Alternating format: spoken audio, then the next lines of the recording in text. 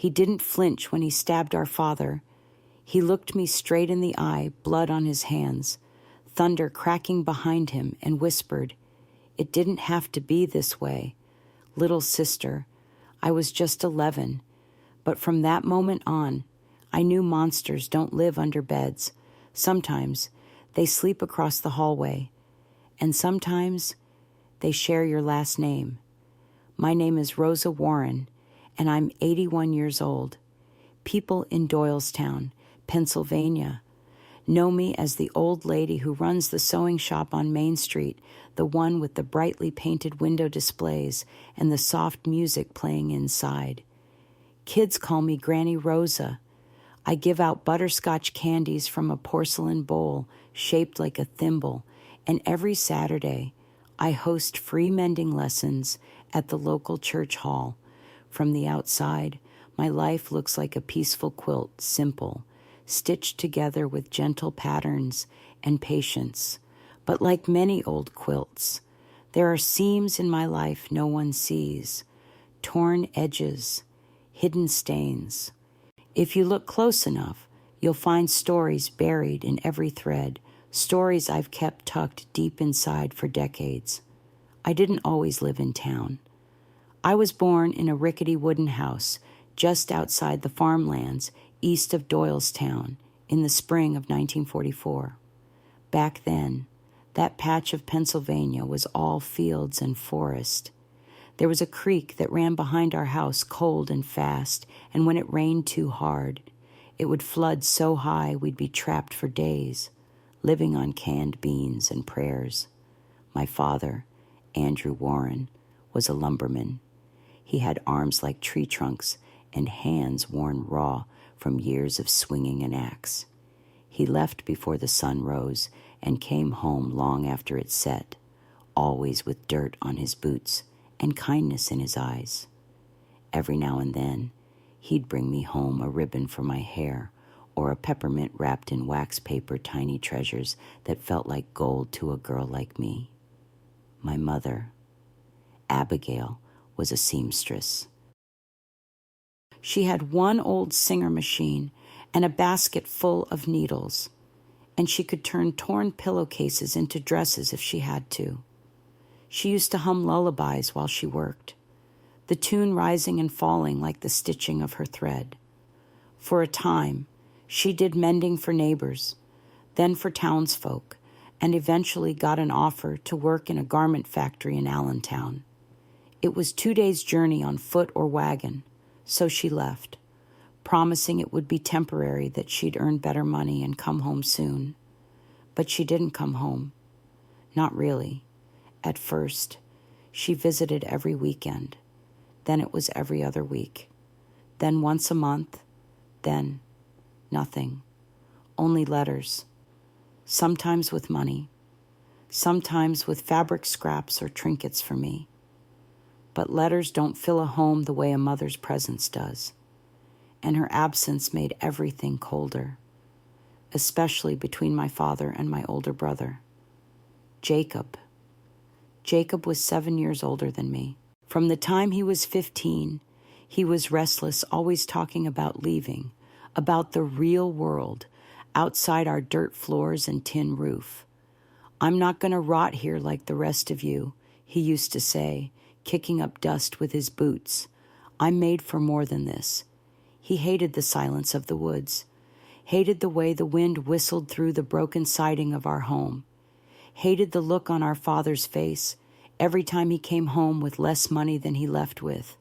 But most of all, Jacob hated being told no. I didn't understand it back then. I was just a kid, still in love with wildflowers and picture books.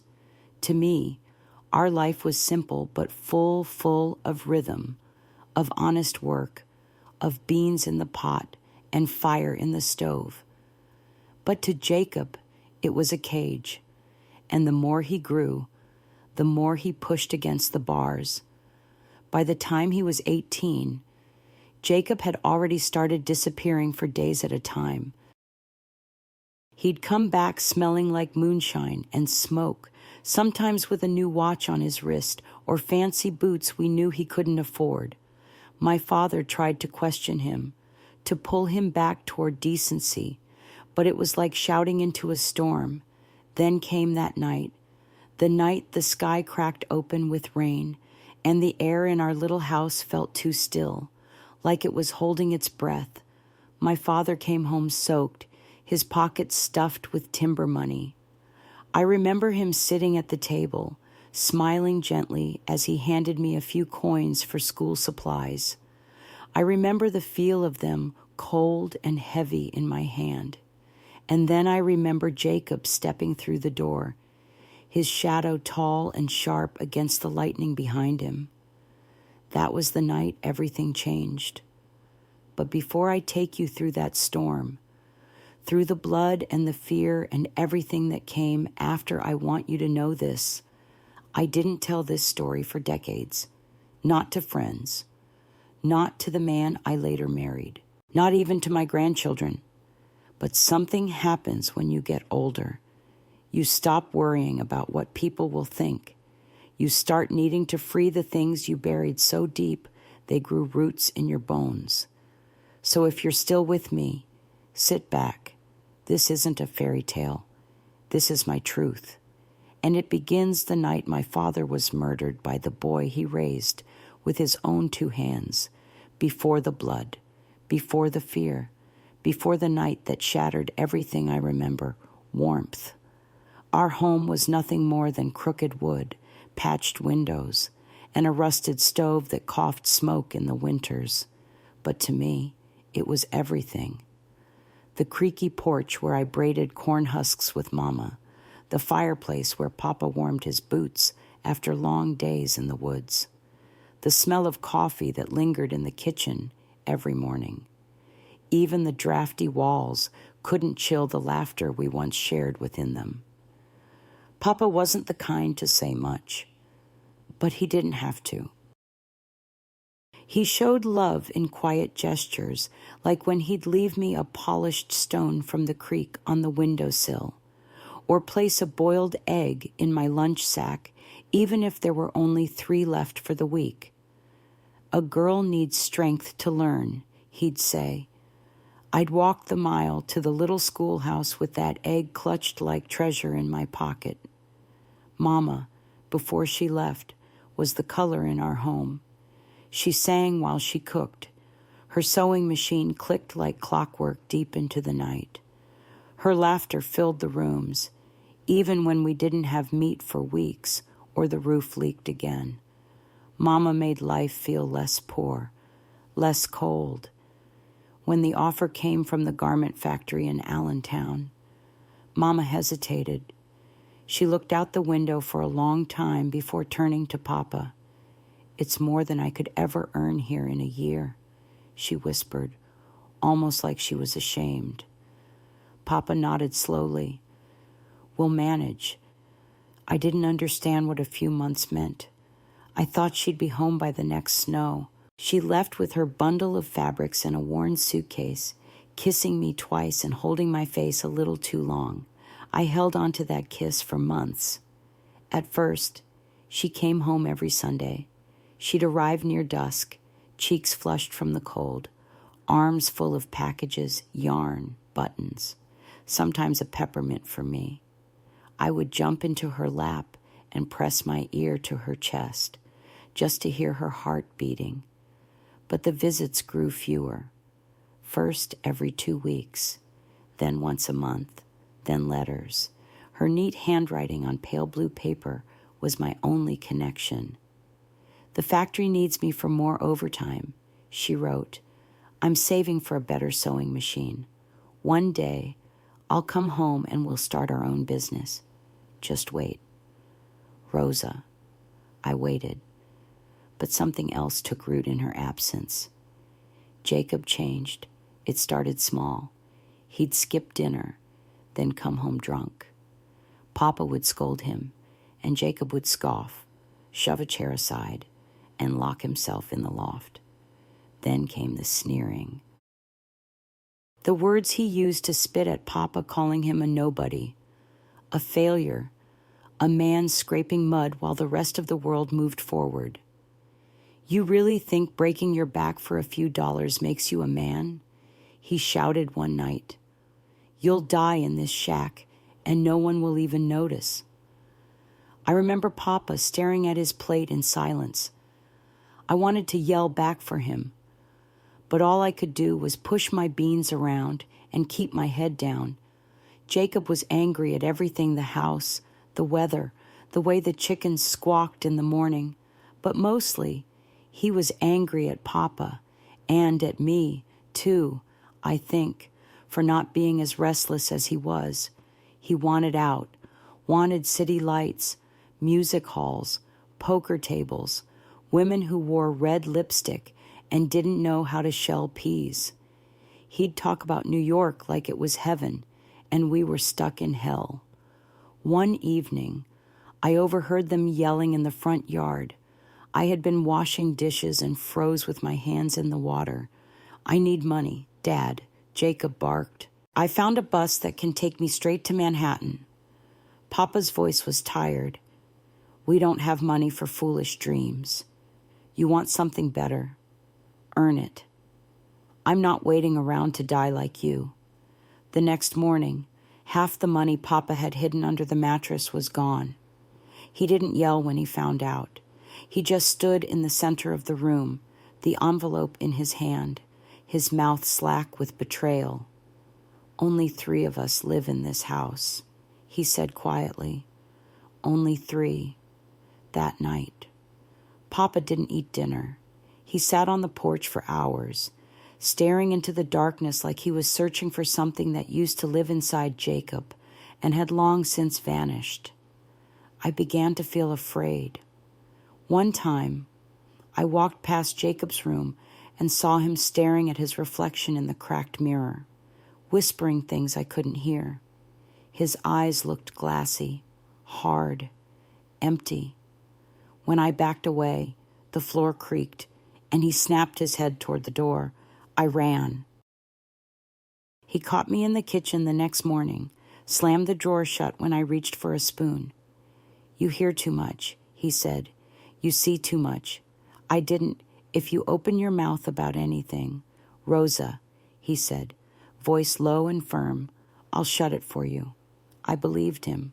Papa tried to keep the peace, tried to pull Jacob back to who he used to be. Sometimes he'd even say things like, he's just confused, or he'll come around.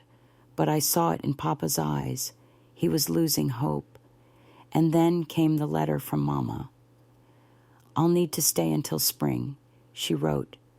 They've offered more hours. It'll mean more money. Stay strong. My loves. Jacob read that letter before Papa did. He crumpled it and tossed it in the stove before I could stop him. She's not coming back, he spat. No one's coming back. This family's already dead. That was the first time I ever saw Papa cry. Quietly, with his back turned to us, his shoulders shook like a tree about to fall. Looking back now, I think that was the moment Jacob knew he had all the power in the house. And once a man like Jacob tastes power, it's only a matter of time before he uses it. And the time was coming soon. None of us were ready for the night that would leave one of us dead, and the other 2 broken forever. The week before it happened, the air in our house changed. It was heavier, like something was rotting beneath the floorboards, but no one could find it. The silence between Papa and Jacob wasn't peaceful anymore. It was sharp. It cut through everything: mealtime, chores, even the few moments we tried to act like a family. Papa became quieter, as if he were saving his voice for a scream he knew was coming. Jacob, on the other hand, was almost too calm. He'd whistle while he swept the porch. He helped chop firewood. He even fixed a leak in the roof that had dripped for months. Papa thought it was change. I saw it for what it was: preparation. Jacob was waiting. Coiled like a copperhead in the brush. It was on a Tuesday when Papa finally confronted him. The money Mama had sent with her last letter What little we had left was missing. Again, Papa had gone to get it to buy flour and soap from Mr. Langston's general store. I was helping pick beans in the yard when I heard the front door slam hard enough to rattle the windows. When I came in, Papa was in the middle of the room, his face red, his hands trembling. "You took it," he said to Jacob, holding up the torn lining of the mattress. Jacob leaned against the wall with that smug look he always wore when he wanted to rile someone. "Got any proof? I don't need proof. Only the three of us live here. Rosa's just a child." "Then maybe you lost it." Jacob shrugged. "Old age gets tricky like that. That's when Papa did something I'd never seen him do." He grabbed Jacob by the shirt and slammed him against the wall. "That money was for food, for your sister's shoes. You ungrateful boy." Jacob shoved him back. "Don't touch me, old man." They were nose to nose now, and me, I froze. My hands still held muddy beans, my feet too heavy to move. I remember the smell of damp wood and sweat and fury. "You're a thief," Papa growled, "and I should have stopped you years ago." Jacob's lips curled, "And I should have left this dump years ago." Then he laughed, a dry, lifeless sound that made my stomach turn. Papa let go, shook his head. "You'll destroy everything, Jacob, just like the poison in your heart." Jacob didn't respond. He walked out, slamming the door hard enough to crack the frame. The beans fell from my hands and scattered across the floor. That night, the storm came. I remember because I'd stayed up late, trying to finish a school essay by lantern light. The wind howled outside, rattling the shutters. The rain beat against the tin roof like a war drum. Papa came home early that evening. The trees were too slick to cut, he said. He was soaked to the bone, but smiled at me as he hung his coat. He sat at the kitchen table and counted what little money he'd earned. I remember he turned to me and held out a silver coin. "For that notebook you wanted," he said softly. "The one with the flowers on the front." I took it carefully, heart swelling. It was the first time I'd ever have a brand new notebook, one that wasn't passed down or made from leftover scraps. I smiled, and Papa smiled back. Then the door creaked open. Jacob stood there, wet but not from the rain. He wasn't even wearing a coat, just a soaked shirt clinging to his chest. His eyes were dark, hollow, counting money. "Huh," he said, stepping inside. Papa's smile vanished. "It's late. Jacob, go to bed." Jacob didn't move. "How much did you make this time?" "Enough for another week of beans and shame." "It's not your concern," Papa said, pocketing the bills. "I'm your son. It is my concern." Papa stood, slowly, then act like one. There was a pause, a deep, echoing silence that seemed to stretch across the walls. Jacob reached into his waistband and pulled something out. At first, I couldn't see what it was. Then lightning lit up the room, and the blade gleamed like ice. It was Papa's own hunting knife, the one he kept on the wall above his tools. Long, worn from years of use, with a carved wooden handle, a blade made for cutting trees, now pointed at the man who raised him. "Hand it over."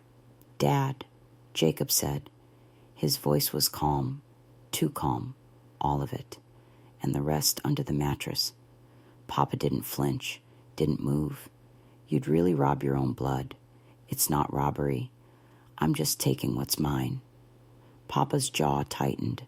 "I saved that for your future, for Rosa's." Jacob stepped closer. "My future doesn't include starving in this shack." The tension broke like a bone snapping. Papa lunged to grab the knife. They struggled. The lantern tipped and fell, plunging us into darkness. I screamed, but the storm outside swallowed my voice. In the flashes of lightning, I saw only glimpses, Jacob's face twisted in rage, Papa's hands gripping his wrist, the knife flashing in midair, the kitchen table knocked over, a chair splintering against the wall, and then quiet, another flash of light. Papa, lying still, a dark patch blooming across his chest, his eyes open, empty, Jacob breathing hard, the knife dripping. My body refused to move. My breath caught like a fish in a net. Jacob turned. He saw me.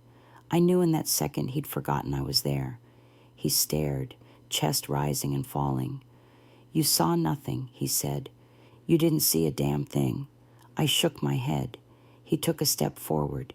"If you say a word, Rosa, just one word, I'll do to you what I did to him." I couldn't speak, couldn't cry. I just stood there, bones locked in place. He lit the lantern again, like nothing had happened, like Papa wasn't lying cold on the dirt floor. "Go to your room," Jacob said, voice flat. Now, I obeyed, not out of respect, but out of terror. I curled up on my thin straw mat, eyes wide open. I heard him dragging something across the floor. I heard the back door creak open, then the pounding of rain, then the silence. He buried Papa under the old apple tree behind the house. That's what he told me the next morning. Said it so casually, like he was talking about burying a dead animal. I asked him why. He looked me dead in the eye, because he was in my way. That was the moment my childhood ended. The moment I realized I wasn't just living with a brother anymore. I was living with a killer. The days that followed Papa's death were like walking barefoot across shattered glass. Every step was pain. Every breath felt like I was inhaling ash.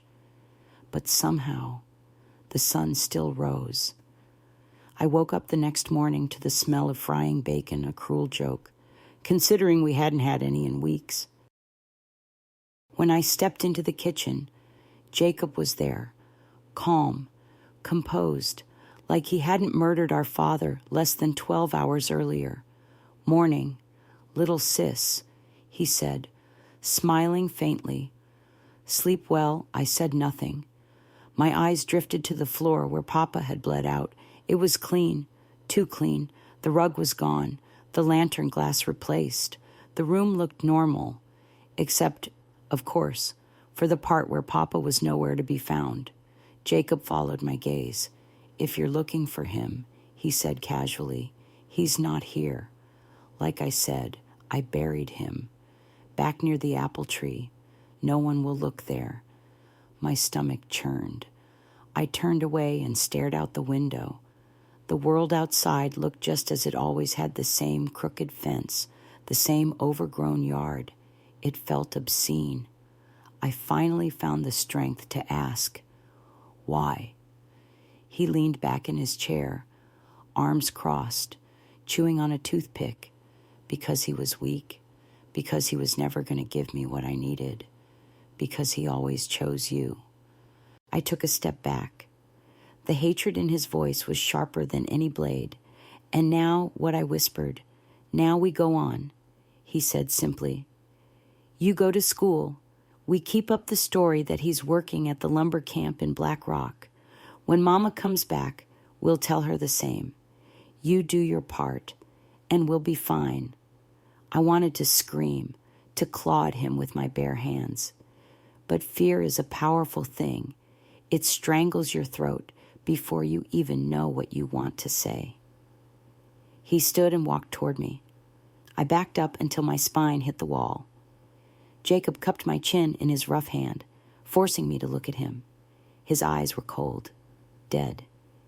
"You breathe a word, Rosa, and you'll end up like him. Understand?"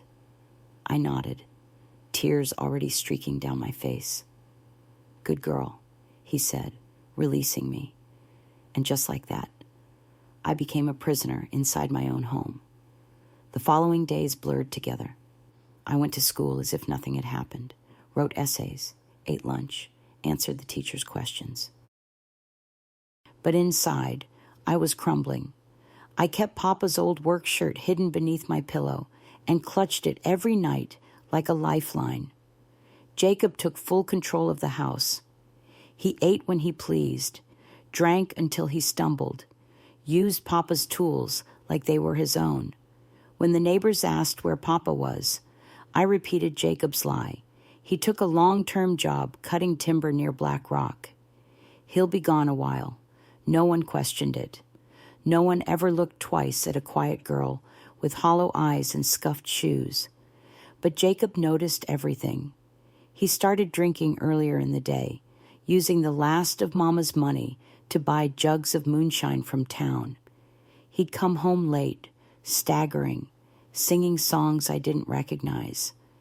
Sometimes he brought strange things like a hair ribbon or a cheap perfume bottle he claimed he won in cards. He left them on my bed without a word. I didn't touch them, just swept them into the bottom of a drawer and tried not to vomit. Then he started watching me, not just in passing, not the way a sibling does, but watching. I'd catch him standing in the doorway to my little room, eyes scanning me like I wasn't his sister but something else, something available. It made my skin crawl. I slept with a kitchen knife under my straw mat and a wooden chair pushed against the curtain that separated my room from the rest of the house. It wasn't much, but it gave me the illusion of protection. At night, I lay awake listening to his breathing on the other side of the fabric, heavy, uneven, sometimes closer than it should have been. My dreams were filled with Papa's face. I'd see his eyes open and lifeless, his blood soaking into the dirt. I'd wake up gasping, clutching his shirt to my chest, my heart pounding like a drumbeat of dread. One evening, Jacob returned home earlier than usual. He had 3 empty bottles swinging in a sack and a grin that terrified me more than his silence ever could. "You came home early today," he said as I slipped inside from school. "I have chores," I mumbled, heading toward the back door. "Laundry's piling up. The laundry can wait." His tone was firm. Final. "Come sit with me a while." I froze. My fingers tightened around the strap of my satchel. Why, I asked, voice barely above a whisper. He stood, swaying slightly. "You remind me of Mama." He slurred. "Those eyes, the way you walk. She always had that same little bounce in her step. Always thought she was better than us." My stomach turned. "You're drunk." He laughed. "So doesn't change what I see." I bolted, out the door, down the path, through the overgrown thicket behind the house. The thorns tore at my arms. The branches whipped my face, but I didn't care. I ran like hell itself was behind me because, in a way, it was. Jacob's shouts echoed behind me, then the sound of him falling, cursing, likely too drunk to chase me far. I hid in the woods for hours. The rain came, hard and cold, but I didn't go back until the moon was high. When I returned, Jacob was passed out on the floor, one hand clutching a half-empty bottle, the other curled around the hunting knife he'd used on Papa. That night, I knew it would happen. Not if, when. The only question was, what would I do about it? The next day, I woke up before him, slipped out of the house, trembling, and ran all the way to school. It was the only place I felt remotely safe. At recess, I sat alone, staring at my hands. Mrs. Dobbins, our teacher, approached gently. "Rosa, honey, is everything okay at home?" I looked up. My mouth opened, but the lie came first. "I miss my dad," I said. She smiled sadly. "He'll be back before you know it." If only she knew. That night, Jacob tried to apologize. He made beans and dry rice, sat across from me like we were a family. I was drunk, he said things I didn't mean. I nodded, but I didn't believe a word. He was testing me, seeing if I still feared him, and I did. But I was also starting to feel something else.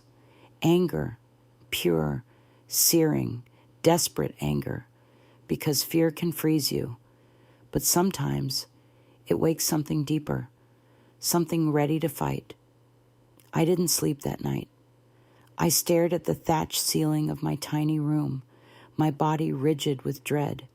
Every sound Jacob made on the other side of the curtain, every cough, every shifting step sent a wave of panic through me. I was a bird trapped in a burning cage, wings fluttering against smoke-stained bars. I kept Papa's work shirt under my pillow, clutched like a prayer, and whispered to him in the dark, "What do I do? Papa, I'm just a girl." But deep down, I already knew the answer. I had to run. The next morning, Jacob woke groggy and hungover, grumbling as he stumbled outside to vomit near the fence. I took my chance, grabbed the cloth satchel I used for school, stuffed in a few scraps of bread, Papa's old scarf, and my school notebooks, then slipped out before Jacob realized I was gone. I didn't run down the road. That would be the first place he'd check. I took to the woods. The trees were thick, the ground still damp from last night's rain. My feet slipped over moss and mud, but I kept going. Every step felt like I was tearing myself away from a life that had already taken too much. I didn't know where I was going, only that it had to be far enough. I walked for hours. My stomach growled, my legs burned, but I didn't stop, not until I found a place I remembered from when Papa took me trapping in the early spring. A small hollow beneath an outcrop of limestone and trees, hidden, dry, safe. There, I collapsed. I spent the night curled up against the rock, chewing on crusty bread, listening to the night sounds of owls and crickets and wind. The fear hadn't left me. But I had something new now, distance and hope. The next morning, I started walking again. My plan, if you could call it that, was to reach Allentown, where Mama worked. I didn't know how many miles it was exactly, only that it was far. But if I could get there, if I could just look her in the eye and tell her the truth, maybe she'd take me in her arms like she used to. Maybe she'd believe me. Around midday, after following the creek bed and crossing 2 barbed wire fences, I spotted smoke in the distance, thin and gray, rising from what looked like a shack tucked deep in the woods. At first, I panicked, thinking it might be Jacob. But as I approached cautiously, peering from behind trees, I recognized the figure sitting on the porch. Tom Hargrove, an old trapper who used to trade furs with Papa. He was grizzled, with a gray beard and a limp in his left leg. He had always been kind to me, tossing me jerky or a carved stick when he came by. When he saw me, his eyes narrowed in confusion. "Rosa Warren," he said, standing. What in God's name? I stumbled forward, exhausted and filthy, my face streaked with dirt and dried tears. I need help," I whispered. He led me inside, sat me down, gave me a metal cup of well water and a piece of bread smeared with lard.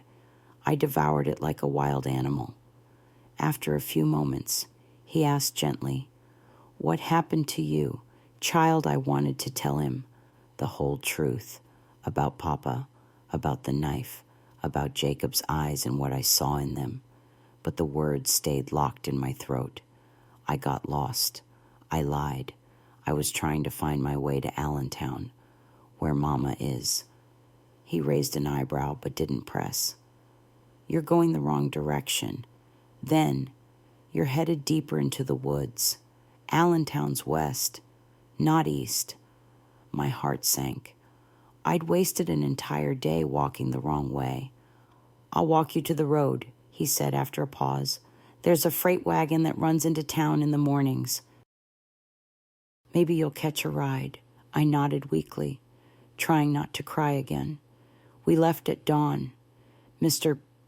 Hargrove gave me a piece of sausage wrapped in cloth and walked with me through the trees until we reached a worn dirt path. He pointed up the bend. "Wait there," he said. "Wagon usually comes by around 10. I thanked him with everything I had left in me. He paused before leaving, looking me over carefully. "Does this have anything to do with that brother of yours?" I froze. He must have seen it in my eyes. The way I clenched, the way I didn't answer. He nodded slowly. "If you ever want to talk, Rosa, you come find me again." Then he left me standing at the side of the road, clutching my satchel, my face turned west. I waited for hours. Every hoofbeat I heard made my heart pound. Would it be the wagon, or would it be him? And then it was him, Jacob, coming around the bend on Papa's old horse, bandaged arm, dirty shirt, eyes filled with hate. "There you are," he snarled as he dismounted.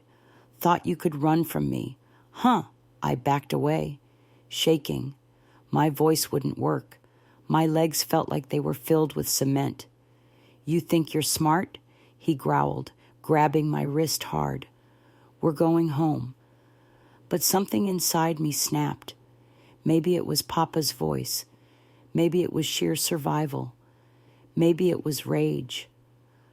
My free hand found a rock the size of a grapefruit.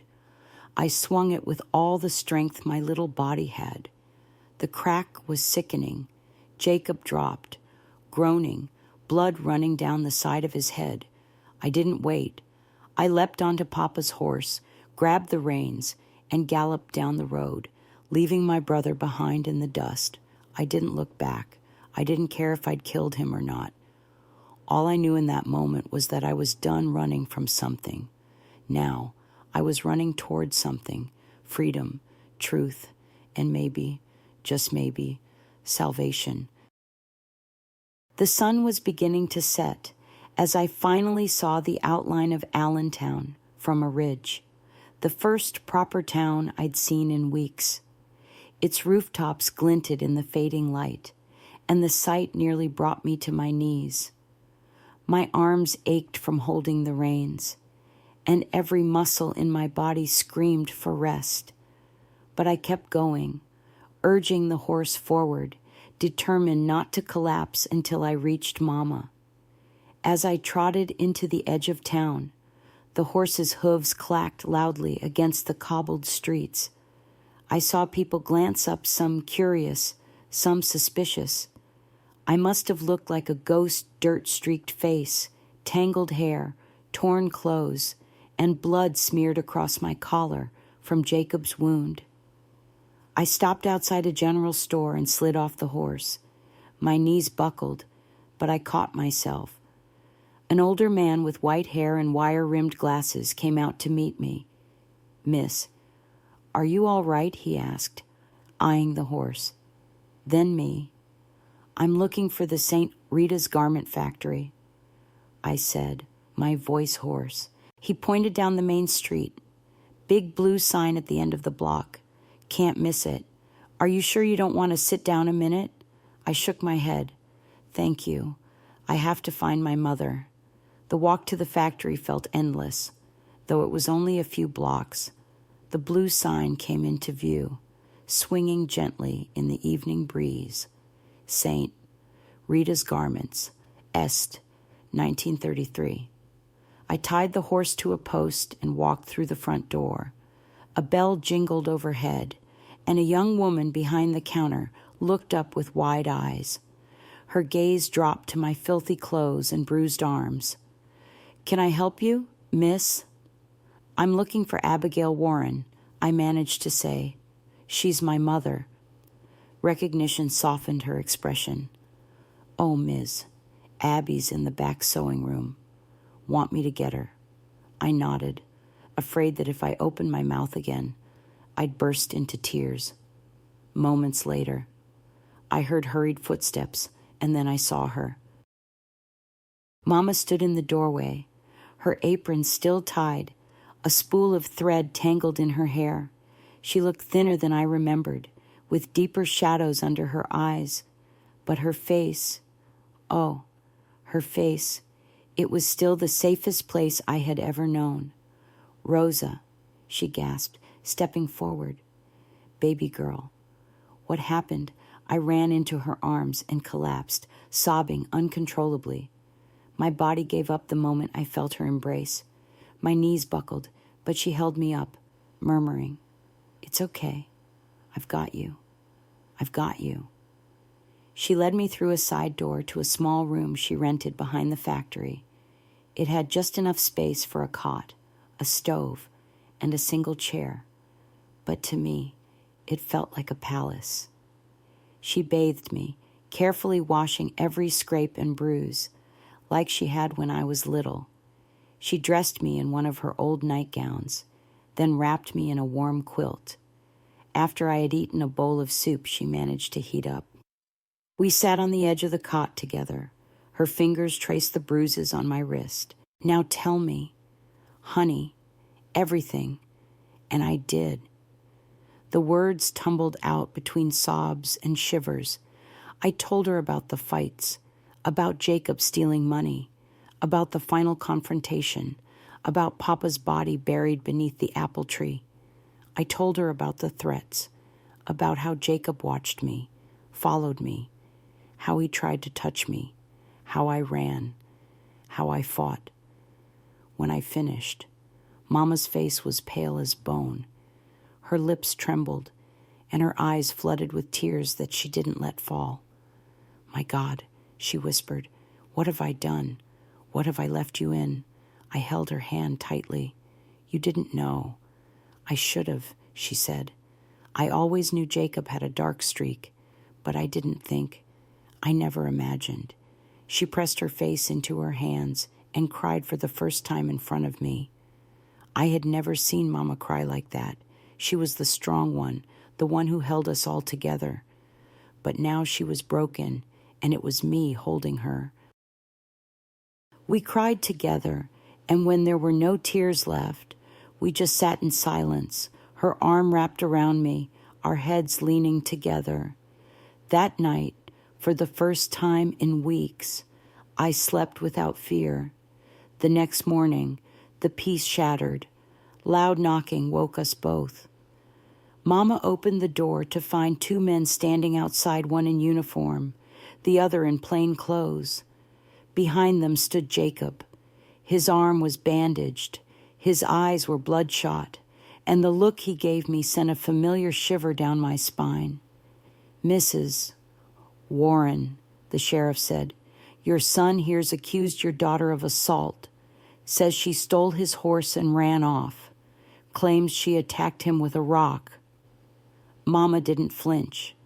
She squared her shoulders and spoke with a calm I didn't think she had in her. "My daughter came here yesterday. She told me a very different story, that my son murdered my husband in cold blood and buried his body in our backyard." The sheriff raised his eyebrows. "That's a serious accusation, ma'am. She knows where the body is." She replied. She watched it happen.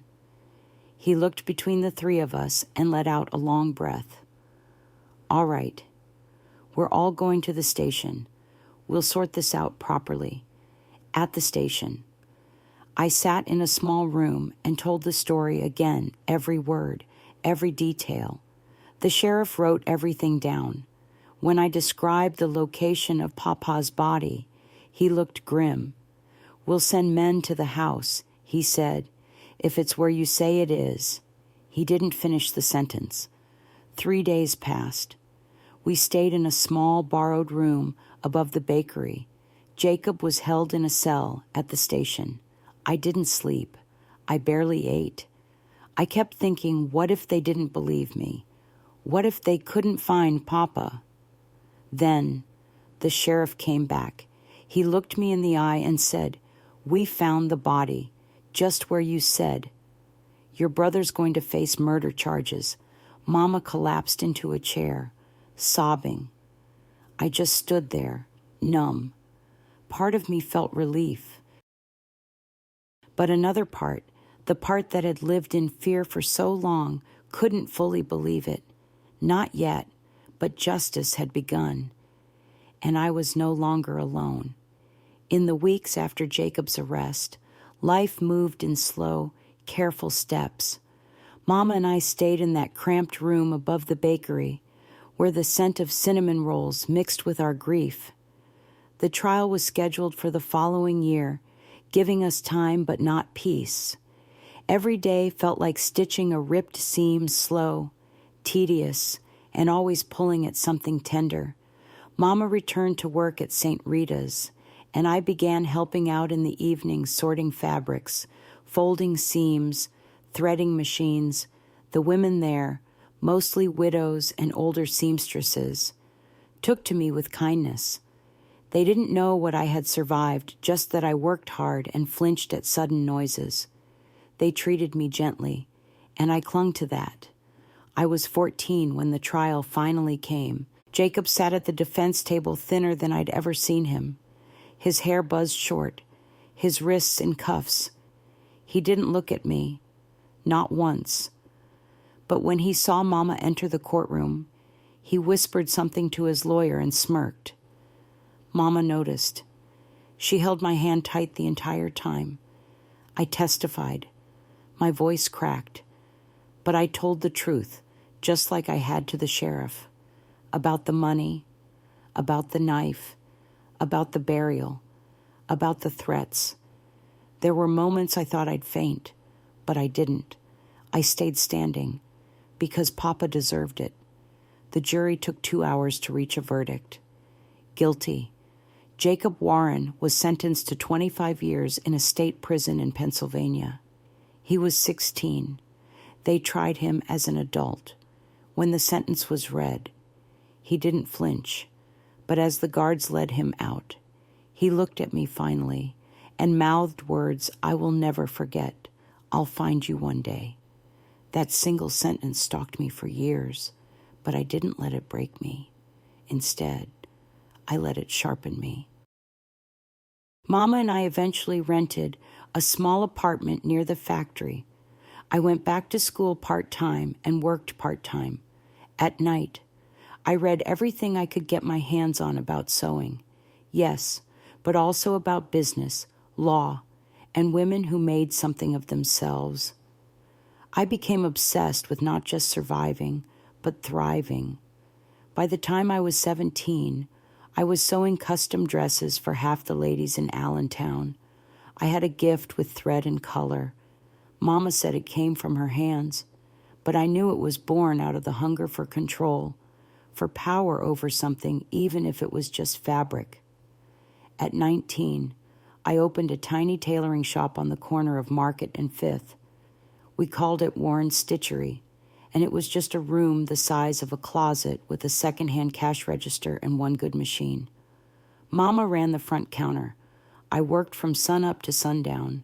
We served everyone brides, widows, school teachers, debutantes, and word spread.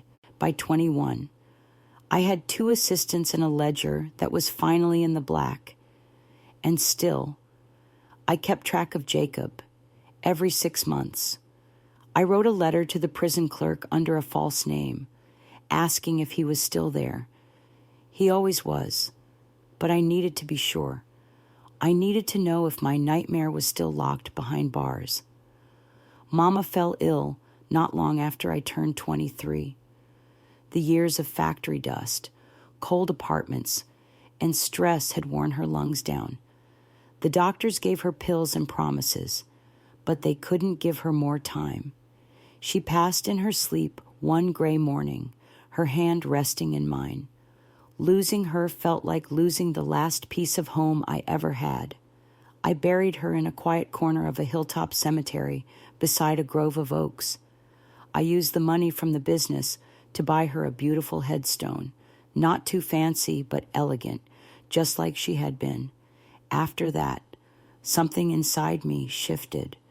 With Mama gone and Jacob still alive, it felt like a scale had tipped. I had survived him, yes, but I hadn't truly ended what he started. That's when the idea came to me.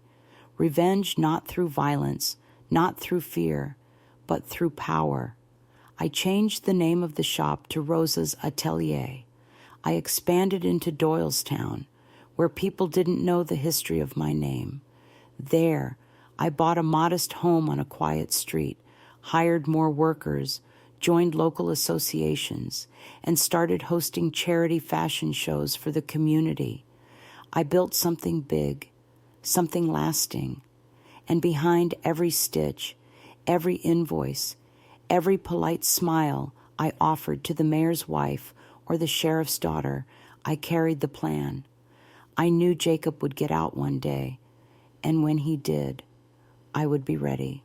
He would no longer be the threat. I was 35 when the letter came. It arrived in a plain white envelope with no return address, buried between a shipment invoice and a thank you card from one of my clients. I almost missed it.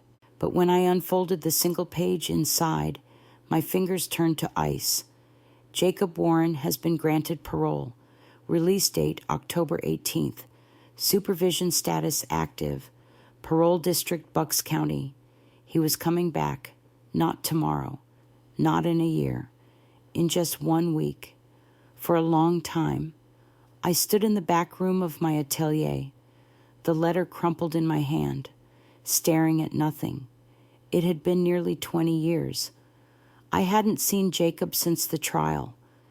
I thought I was prepared, had told myself I was ready. But the truth is, that old fear, it hadn't died. It had just gone quiet. Until now. I walked to the sink, splashed cold water on my face, and looked at my reflection in the mirror above the sewing table. I wasn't that terrified little girl anymore. I wasn't even the trembling teenager who had once hidden scissors under her pillow. I was Rosa Warren, respected businesswoman, donor to the local food pantry, keynote speaker at the town's annual Women in Business Gala. I owned 2 shops and had contracts with boutiques across Philadelphia. I had built a fortress. Now it was time to guard it. The very next day, I made a call to an old friend, Sheriff Martin Caldwell. He wasn't the same man who had handled Jacob's case, but we'd crossed paths over the years through my charity work. I'd sewn his daughter's wedding gown, donated handmade blankets to his church. Sheriff, I said calmly, I just received word that my brother Jacob Warren has been released on parole. I'd like to report a threat before it happens. He didn't laugh, didn't dismiss me. Instead, he said, we'll be watching. I'll make sure your address is flagged. Rosa. But I didn't stop there. I called up every contact I'd nurtured for over a decade, the mayor's wife, the head of the Chamber of Commerce, a retired judge whose curtains I'd hemmed for free during his cancer treatment. I told each of them the truth, not the whole bloody tale, but enough. I told them Jacob had been convicted of killing our father, that he had hurt me in ways only a sister can understand, and that he was free now. Each of them nodded figuratively or literally. They understood what I needed. One made sure his parole supervisor knew Rosa Warren was a name not to be ignored. Another made quiet calls to employers across the county.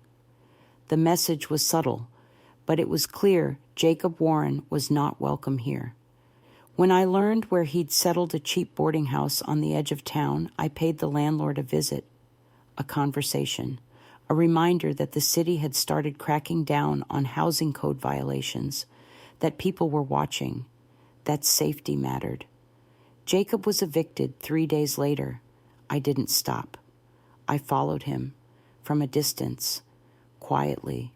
I made sure every restaurant he applied to knew his record, every shop, every garage. He couldn't even get work sweeping floors.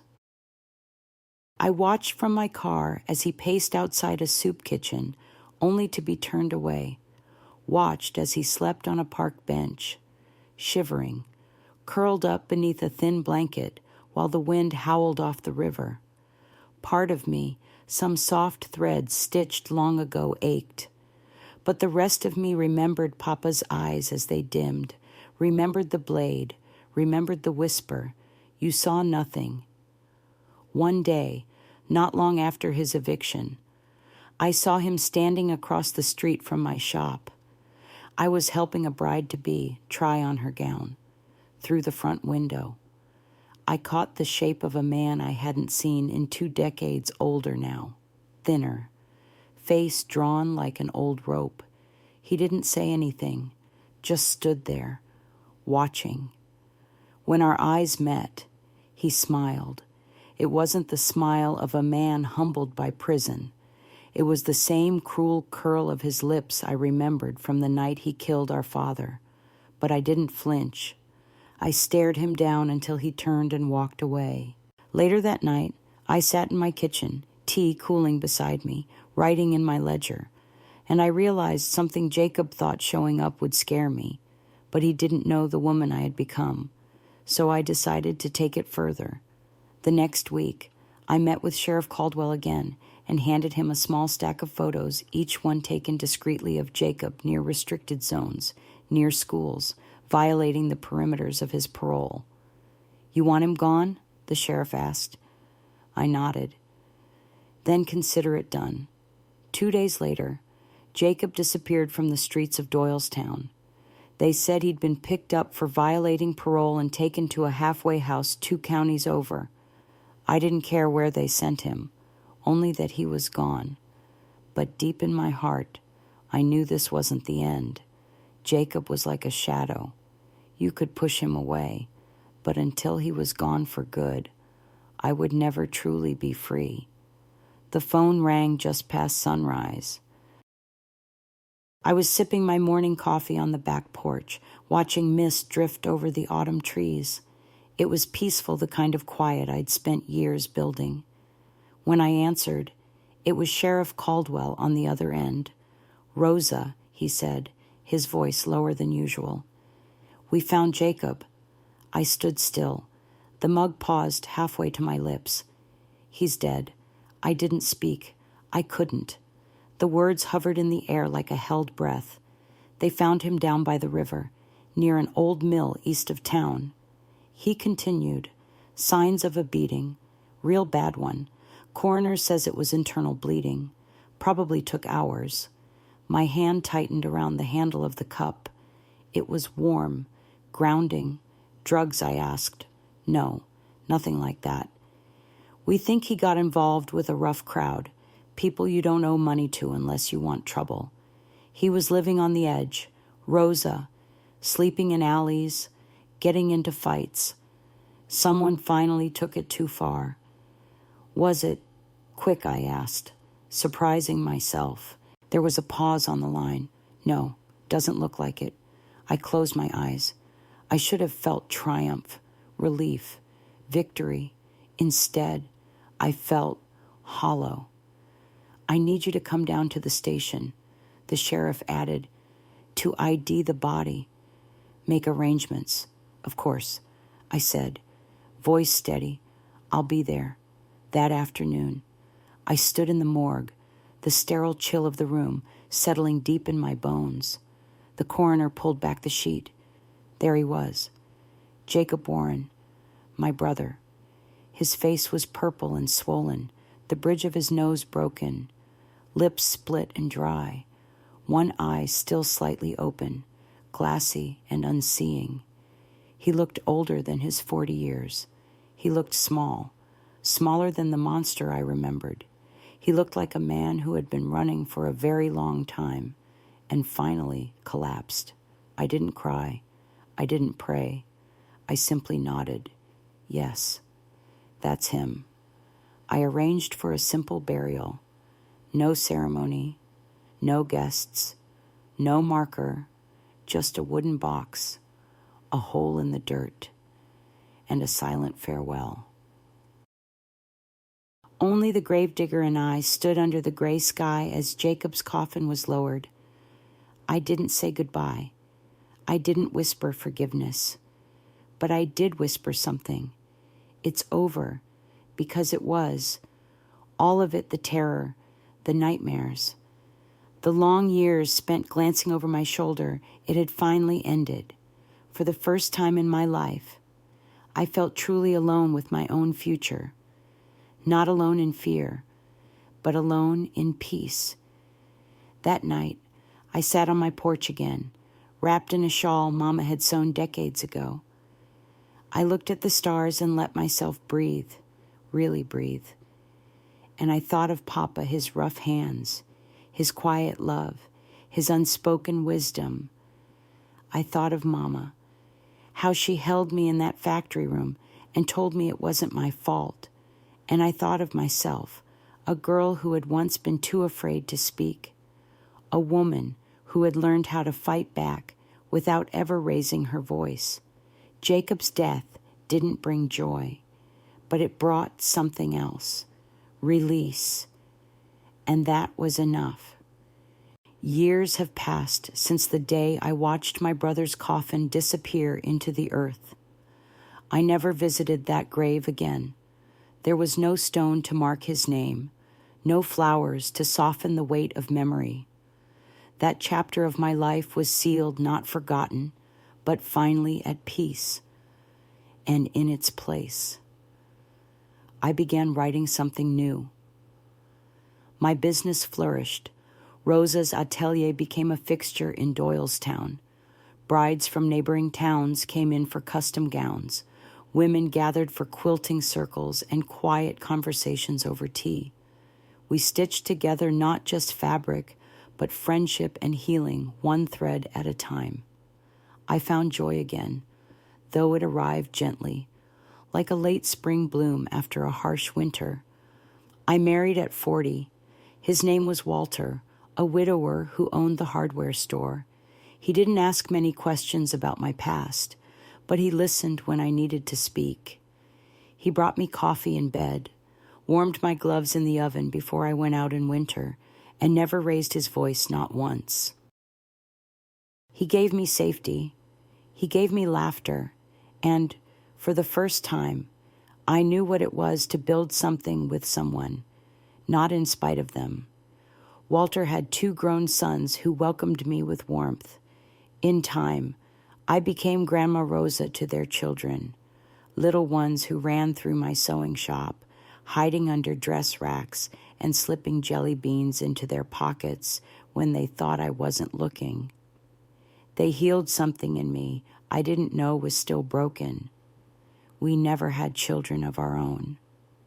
The doctor told me years ago that the damage from my youth, both physical and emotional, had made that dream unlikely. And for a long time, I grieved it.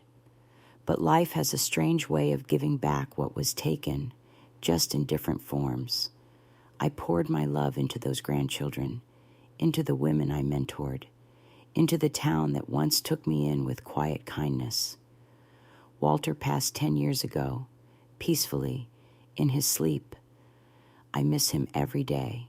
But the grief is different now, mature, tempered with gratitude for the time we had, not like the old grief, sharp and breathless.